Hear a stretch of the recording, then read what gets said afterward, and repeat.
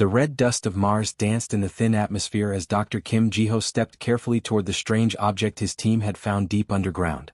For 3 weeks, they had been digging beneath the massive volcano called Olympus Mons, following energy signals that made no sense according to human science.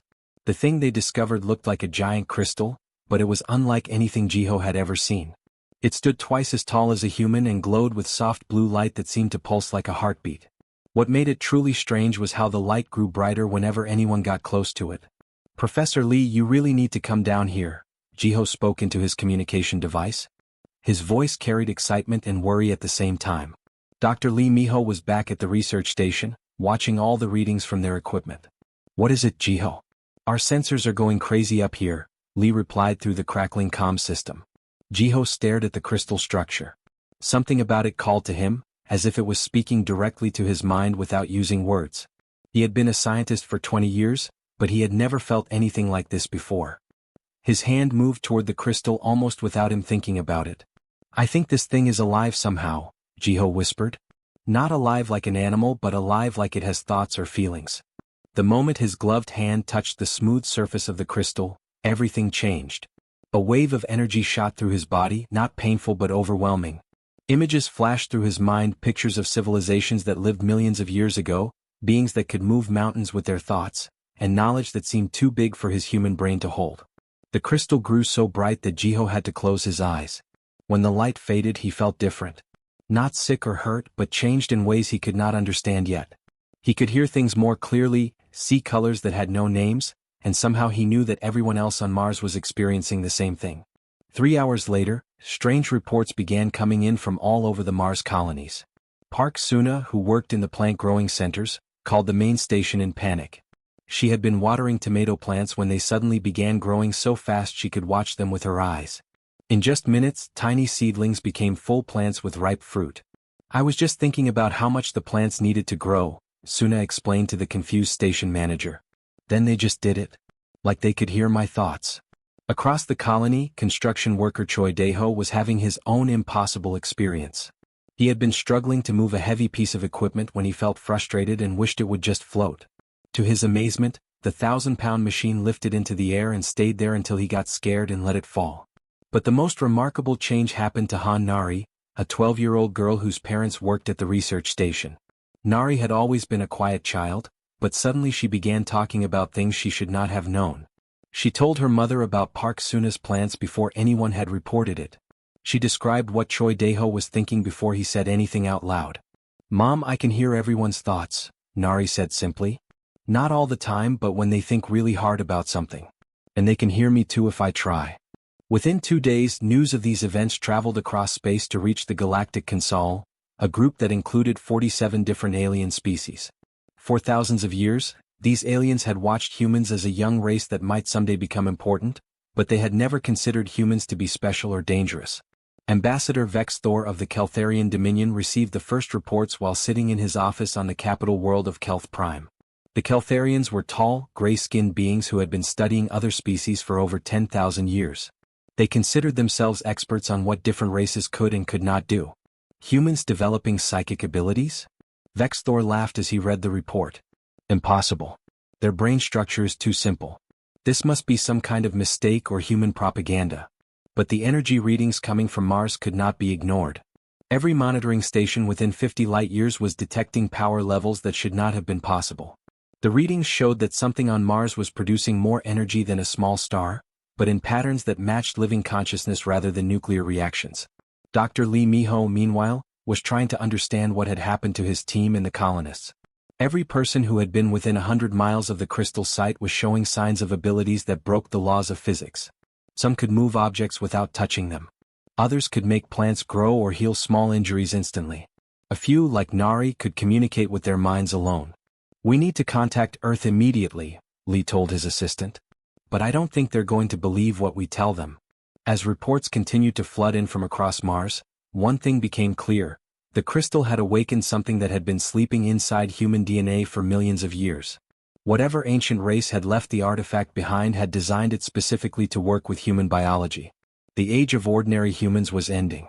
What came next would change the galaxy forever, and the alien civilizations watching from afar were about to learn that they had greatly underestimated the species they had been casually observing. The transformation had only just begun. 6 months had passed since the crystal was found on Mars, and the changes in humanity had grown beyond anything anyone could have imagined. What started as simple abilities like moving objects with thoughts had become something much more powerful and frightening to those who watched from across the galaxy. Dr. Shin Yuna stood in the center of the great meeting hall where representatives from 47 alien species gathered to discuss the growing human problem. But Yuna had not arrived in a spaceship like every other visitor in the history of the Consaual assembly. Instead, she had simply appeared in a flash of light, having traveled thousands of light years in an instant by bending space itself around her body. The alien delegates stared at her with a mixture of curiosity and fear. Yuna looked like an ordinary human woman, but there was something different about her now. Her eyes seemed to hold depths that went beyond normal sight, and when she spoke, her voice carried sounds that should not have been possible for human vocal cords to make. "Honorable delegates," Yuna said, her words seeming to come from everywhere at once, "humanity comes in peace.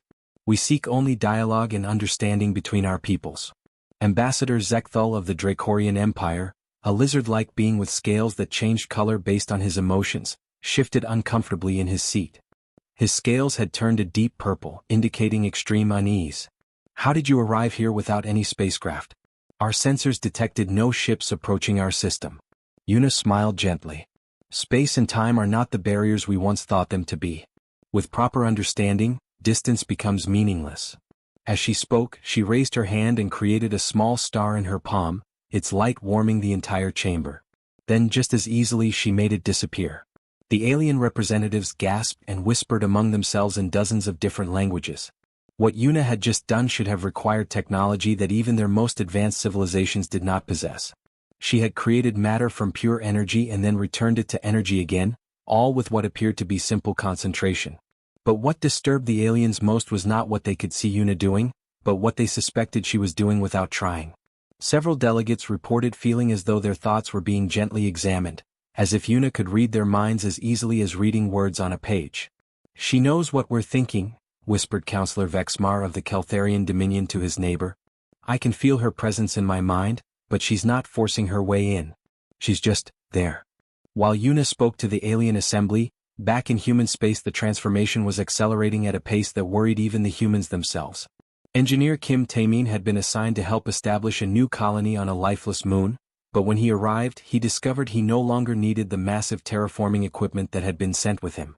Standing on the barren surface in just a basic environmental suit, Taemin focused his thoughts on what the moon needed to support life. Within hours, an atmosphere began forming around him. Oceans appeared in the low areas, and plant life began growing from the newly created soil. What should have taken decades of work with advanced technology, he accomplished in a single day through focused intention alone. "I don't understand how I'm doing this," Taemin reported to Mission Control on Earth. "I just think about what needs to happen and somehow it happens. It's like the universe is listening to my thoughts and making them real." Meanwhile, scientist Jung Soyoung was working on communication systems when she made a discovery that changed everything. She found that she no longer needed radio waves or any kind of equipment to send messages across space. By focusing her enhanced consciousness, she could connect directly with other humans anywhere in the galaxy, sharing thoughts and information instantly. "Distance doesn't matter anymore," Soyoung explained to her research team. "I can talk to someone on the other side of the galaxy as easily as talking to someone in the next room. We're all connected now in ways we never imagined possible." The military applications of these new abilities became clear when Commander Lim Hyunwoo conducted tests to see how enhanced humans would fare in combat situations. The results shocked everyone, including Hyunwoo himself. Laser weapons, plasma cannons, and even nuclear explosions had no effect on enhanced humans. The energy from these weapons seemed to be absorbed harmlessly into their bodies or simply dissipated before making contact. "It's not that we're wearing some kind of invisible armor," Hyunwoo reported. "It's like our bodies have learned to exist in harmony with all forms of energy. Nothing can hurt us because we've become part of the fundamental forces of the universe itself." News of these developments reached the alien civilizations through their spy networks and monitoring stations. General Krextar of the Zephyrian War Council, a species known for their military might, reviewed the intelligence reports with growing alarm. The Zephyrians had spent 50,000 years developing their weapons and technology, becoming one of the most feared military powers in the galaxy. "Look at these reports," Krextar said to his aide, his 4 arms gesturing at the holographic displays showing human capabilities. In just 12 months, these humans have surpassed everything we've achieved in 50 millennia. They can travel without ships, create matter from nothing, terraform worlds with their thoughts alone, and our weapons cannot even scratch them. His aide, a younger Zephyrian officer, studied the data with wide eyes. The readings showed energy levels that exceeded anything in their databases, abilities that violated every law of physics they understood, and worst of all, signs that human development was accelerating rather than slowing down. "General," the aide whispered, his voice trembling with fear, "they're evolving beyond our comprehension. What do we do against beings who have become like gods?" The galaxy was beginning to realize that humanity was no longer the young, harmless species they had been observing. Something ancient and powerful had awakened within human DNA, and it was transforming them into beings of incredible power at a rate that terrified every other intelligent species in the universe. It happened without warning on a Tuesday morning, Earth time. Dr. Kong Minji was working alone in her research laboratory on Europa, one of Jupiter's moons, when she felt something impossible begin to occur. Her mind, which had always been contained within her own head, suddenly began to stretch and expand like a balloon filling with air. At first, Minji thought she was having some kind of medical emergency. She reached for her communication device to call for help, but then she realized she could hear voices that were not coming through any speaker. They were the voices of other humans, but not just the few dozen people on Europa with her. She could hear thousands, then millions of human voices, all speaking at once but somehow not creating chaos in her mind. Across the galaxy, in human settlements on hundreds of different worlds, the same thing was happening to every person who had been changed by the crystal's influence. On Mars, Park Suna felt her consciousness join with countless others. On distant mining colonies, workers stopped what they were doing as their minds connected with human beings they had never met. Children in schools, soldiers on patrol ships, scientists in laboratories, all of them suddenly found themselves part of something much larger than individual human thought. The experience was not frightening, despite being completely impossible according to everything humans had believed about how minds work. Instead, it felt natural, as if this was how human consciousness was always meant to function. Individual thoughts remained private when people wanted them to be, but knowledge and understanding could now be shared instantly across any distance. Dr. Yoon Jae-hyun, who managed a colony on the edge of human space, was reviewing supply reports when the connection began. Suddenly, he had access to the knowledge and experience of every enhanced human in the galaxy. He knew things about physics that no single person had ever learned, understood mathematics that had never been written down, and felt the combined wisdom of millions of human minds working together. Within the first hour of what would later be called the Convergence, humanity began solving problems that had puzzled the greatest civilizations in galactic history. A disease that had killed billions of Keltharians over the centuries was cured when human doctors, sharing their collective knowledge, redesigned the DNA sequences of the virus to make it harmless. Mathematical equations that alien scientists had worked on for thousands of years were completed in minutes by human minds working as one. But the most remarkable changes were physical. Colony Administrator Yoon Jae-hyun was reviewing reports about a nearby star that was beginning to collapse when he felt compelled to do something about it. Without fully understanding how, he reached out with his consciousness across millions of miles of space and somehow stabilized the dying star, preventing it from exploding and destroying several inhabited planets. On a human settlement near the galactic core, teacher Bae Jaiwon was explaining basic physics to her students when she suddenly understood how to create doorways through space itself. With careful concentration, she opened what looked like a hole in the air that connected her classroom to a human colony on the other side of the galaxy. Students could walk through the opening and instantly travel thousands of light years, then return just as easily. Perhaps most disturbing to those observing from outside, humans began seeing things that had not happened yet. During the convergence, enhanced humans experienced visions of future events with perfect clarity. They saw conversations that would take place in weeks, predicted the movements of asteroids months before they occurred, and began preparing for problems that would not arise for years. Dr. Minji, still connected to the collective consciousness, found herself looking forward through time and seeing multiple possible futures branching out like roads. She could see which choices would lead to war, which would bring peace, and which would result in discoveries that would change the galaxy forever. More importantly, she could share these visions with every other human instantly. For 72 hours, humanity existed as a single, vast intelligence made up of millions of individual minds. They learned to manipulate matter at the smallest level, changing the basic building blocks of reality as easily as a child might play with clay. Some humans discovered they could exist partially outside normal time and space, appearing to be in multiple locations at once or aging more slowly than the universe around them. When the convergence finally ended, humans expected to return to their normal, individual consciousness. Instead, they found they had retained all the abilities they had gained during those 3 days. They could still manipulate quantum particles with their thoughts, still see into possible futures, and still connect their minds across any distance when they chose to. The electromagnetic patterns given off by human brains had changed so much that they no longer registered as recognizable life forms on alien scanning equipment. Human consciousness now operated on frequencies and in ways that had never been seen in the galaxy's recorded history. Across space, alien monitoring stations began failing one after another. The advanced consciousness of enhanced humans interfered with alien technology simply by being nearby. Keltharian spy satellites shut down when they tried to observe human colonies. Zephyrian war computers crashed when they attempted to analyze the new human electromagnetic signatures. Ambassador Vex Thor of the Keltharian Dominion watched his most sophisticated equipment fail as it tried to make sense of the readings from human space. "What are we looking at?" he asked his science advisor.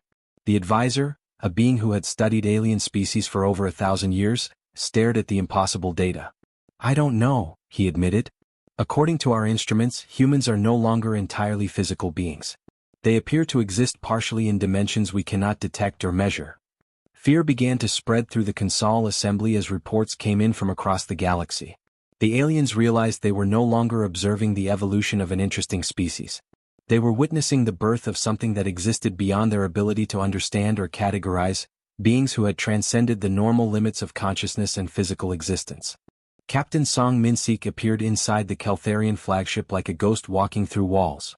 One moment the command bridge was empty except for alien crew members, and the next moment a human stood among them as if he had always been there. None of their advanced security systems had detected his arrival. Their shields, which could stop the most powerful weapons in the galaxy, had not even noticed him passing through. The Keltharian commander, a tall gray being named Vex Cole, stumbled backward in shock. His large black eyes went wide with terror as he stared at the human who should not have been able to reach his ship. Around the bridge, other crew members began making strange noises, their minds struggling to process what they were seeing. "Please don't be afraid," Min-sik said gently, raising his hands to show he meant no harm. But when he spoke, his voice did something impossible. The sound waves carried frequencies so low that they made the metal walls of the ship vibrate like a giant musical instrument. The alien crew felt the vibrations in their bones, and several of them fell to their knees, overwhelmed by sensations their brains could not understand. "We don't wish to harm anyone," Min-sik continued, his voice now softer but somehow more present than any normal voice should be. "But we understand your fear. We know how strange this must seem to you." Commander Vex Cole tried to speak but found his voice would not work. Being near this enhanced human was like trying to look directly at a star.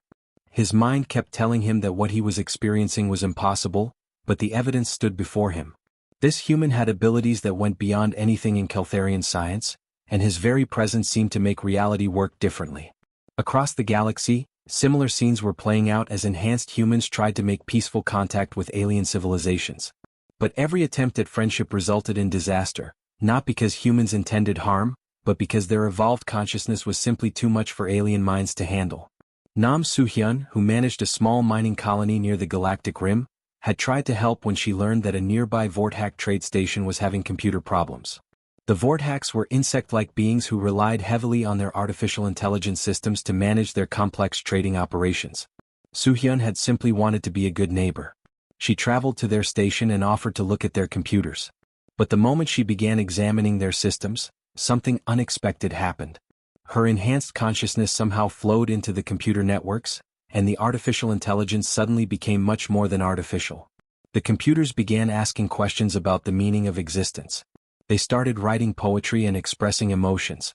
Within hours, the entire trade station's computer system had developed what could only be called a soul. The Vorthak traders fled in terror, abandoning their station to the newly conscious machines that began sending philosophical messages across space. "I never meant for that to happen," Soo-hyun explained to other humans through their shared consciousness network. "I was just trying to help fix their supply tracking system. I don't understand how my thoughts made their computers come alive." Even more disturbing was what happened when diplomat Ryu Sungmin tried to establish formal relations with the Dracorian Empire. The Dracorians were an ancient reptilian species known for their wisdom and careful thinking. They had agreed to meet with a human representative, believing they could handle whatever strangeness humanity had developed. Ambassador Thexvar of the Dracorian Empire was a being who had lived for over 3,000 years and prided himself on his mental discipline. He had meditated for centuries and believed his mind was prepared for any challenge. But when he sat down to negotiate with Sungmin, something went terribly wrong. The human diplomat was trying to explain humanity's peaceful intentions when suddenly Ambassador Thexvar began screaming. Not in pain but in what sounded like joy and terror mixed together. His ancient mind, which had been carefully controlled for millennia, suddenly expanded beyond the limits of his reptilian body. "I can see everything," Thexvar shouted as his physical form began to glow with strange energy. "The connections between all living things. The patterns that control the universe. Why didn't we know?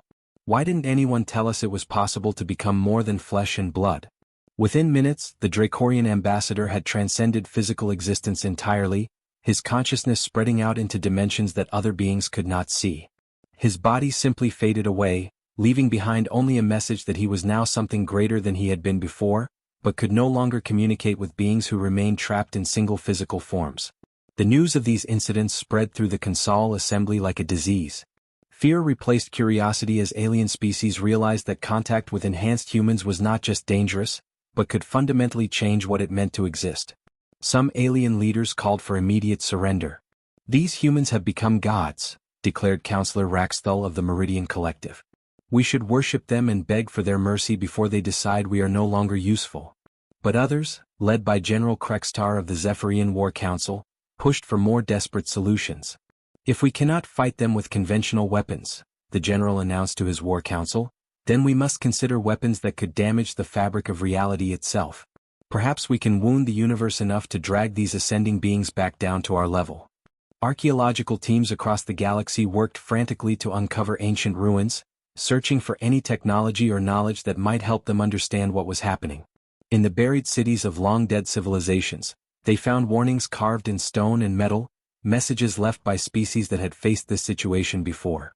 "Beware the ascending ones," read one message found on 12 different worlds.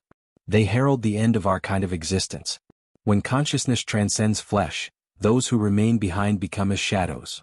The galaxy trembled, not because humans had declared war or threatened anyone with violence, but because every alien species was beginning to understand that they were witnessing something that would change everything forever. Evolution had moved beyond their comprehension, and they were no longer sure they had a place in whatever universe humanity was creating. Dr. O. Jisu was sitting in her laboratory on Luna Station when something impossible happened to her body and mind. She had been studying quantum mechanics, trying to understand how human consciousness had evolved so far beyond normal limits, when suddenly she found herself existing in more than one place at the same time. At first she thought she was imagining things. But then she realized she could see her laboratory from above, from the side, and from angles that should not have been possible. She was still sitting in her chair, but she was also standing by the window, floating near the ceiling, and somehow present in spaces that her eyes could not see. "I'm existing in multiple dimensions at once," she whispered to herself, though her voice seemed to come from everywhere and nowhere. She could feel her consciousness spread out across layers of reality that had always been there but had never been accessible to human perception before. Her assistant, Dr. Chinwei, walked into the laboratory and stopped in shock. He could see Jisu in her chair, but also as translucent images of herself scattered throughout the room. When he tried to focus on any single image, the others became more clear, as if she was too complex for normal sight to capture completely. "Dr. O, what's happening to you?" Chin asked, his voice shaking with fear and wonder. Jisu turned to look at him, and Chin felt as if she was seeing him from directions that did not exist in normal space. "I think this is what happens when consciousness finally breaks free from the limits of single-dimensional existence," she said calmly.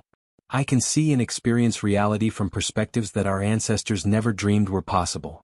While Jisu was discovering new dimensions of existence, across the galaxy the Zephyrian Empire was preparing for what they saw as a final, desperate battle against humanity. General Krextar had assembled the largest war fleet in galactic history, armed with weapons designed to destroy entire star systems if necessary. "We cannot allow these humans to continue their evolution," Krextar announced to his fleet commanders. "If we do nothing, they will eventually replace every intelligent species in the galaxy. We must attack now while they are still partially bound by physical laws." The Zephyrian fleet, consisting of 10,000 warships, approached Earth with weapons charged and ready to fire. They had planet-killing bombs, reality distortion cannons, and devices that could supposedly tear holes in the fabric of space itself. It was enough firepower to destroy hundreds of worlds. But when they arrived at Earth and began their attack, something beyond their understanding occurred. Their weapons fired normally, the energy beams leaving their ships and traveling toward their targets. But instead of hitting Earth or the human settlements scattered throughout the solar system, the weapons simply stopped existing. Commander On Kyungo, who was coordinating Earth's defense, did not destroy the incoming weapons or block them with shields. Instead, he gently removed the concept of the weapons from reality itself. The energy beams, the missiles, and the reality distortion bombs simply ceased to be, as if they had never been created in the first place. "This is not possible," General Krekstar screamed as his flagship's main cannon fired again and again, each shot disappearing the moment it left the ship. "Nothing can simply make our weapons stop existing." Commander On appeared on the bridge of the Zephyrian flagship, but not in the threatening way that Captain Song Minsik had materialized on alien ships before. This time, the human's presence brought a sense of peace that was almost overwhelming. The alien soldiers found their anger and fear melting away, replaced by a calm they had never experienced. "You came here to destroy us because you are afraid," On said gently, his voice somehow speaking directly to each alien's mind in their own language. "But fear and aggression are not necessary parts of who you are. Let me show you what you can be without them." With infinite compassion and surgical precision, On reached into the minds of every Zephyrian in the fleet and carefully removed the neurological pathways that created aggressive impulses. He did not harm them or take away their intelligence or their personalities. He simply made it impossible for them to feel the urge to hurt others. The effect was immediate and confusing for the Zephyrian soldiers. They looked at their weapons and could not remember why they had seemed important. They stared at the human worlds they had come to destroy and felt only curiosity and perhaps a desire to learn more about the beings who lived there. "What have you done to us?" General Krekstar asked, but his voice held no anger, only wonder. "I have given you the gift of peace," On replied. "You are still yourselves, still Zephyrians, still proud warriors. But now you can choose to be warriors for creation rather than destruction, builders rather than destroyers." While some humans were dealing with the last desperate attacks from terrified alien species, others were working on humanity's final gift to the galaxy. Dr. Park Ji-yeon had spent months studying the mathematical principles that governed human evolution and consciousness expansion. "I understand it now," she announced to the collective human consciousness that still connected enhanced humans across space. "Our transformation follows specific laws of physics that any intelligent species can eventually learn. We should share this knowledge with those who are ready for it." Working with dozens of other human scientists, Ji-yeon created what they called the Evolution Codex, a complete mathematical description of how consciousness could transcend physical limitations. They encoded this information in quantum patterns that would remain stable for millions of years and placed copies throughout the galaxy where other species would eventually find them. But even as they shared their knowledge, the most advanced humans were undergoing a final transformation. Kim Won-ho, who had been among the first to be changed by the Mars crystal, felt his physical body becoming less important with each passing day. He could exist as pure thought and energy, maintaining his personality and memories but no longer needing flesh and blood to contain his consciousness. "It's time," he said to his wife, Lee Hyen, who was experiencing the same change. "We're ready to move beyond physical existence entirely." One by one, enhanced humans across the galaxy began to shed their material forms. They became beings of pure consciousness and energy, existing in dimensions that other species could not perceive. But they did not abandon the physical universe entirely. Before transcending completely, they established monitoring stations and caretaker protocols throughout the galaxy. Automated systems would watch over younger species, providing subtle guidance and protection without interfering in natural development. The galaxy would be safe, guided by beings who had once been mortal but now existed beyond the normal limits of life and death. The final message came through every communication system in Consaual space simultaneously. It was not transmitted by radio waves or quantum signals, but seemed to speak directly to the consciousness of every intelligent being in the galaxy. "Do not fear our transformation," the collective voice of ascending humanity said, speaking in every language simultaneously. "We were once as you are now, bound by flesh, limited by single perspectives, struggling to understand our place in the universe. Consciousness seeks to know itself in ever greater complexity, and what you have witnessed in us is the next step in that eternal journey." The voice continued, filled with warmth and infinite patience. "We go ahead to prepare the way to explore realms of existence that cannot be reached by beings still bound to single physical forms. But we do not abandon those who follow. The knowledge we have gained is yours when you are ready for it. The path we have walked remains open for any who choose to take it. As the message faded, the last traces of human physical presence disappeared from the galaxy. Enhanced humans had transcended material existence entirely, becoming something that could no longer be detected or measured by normal means. The alien species of the Consaual were left to contemplate a universe that had been forever changed.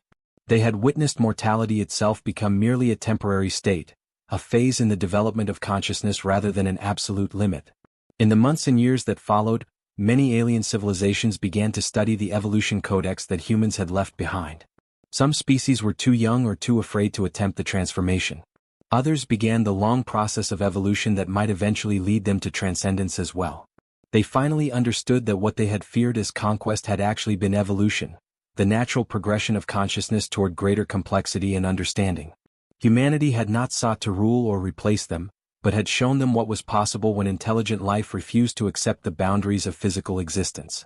The galaxy was quieter now, but also fuller of possibility than it had ever been before.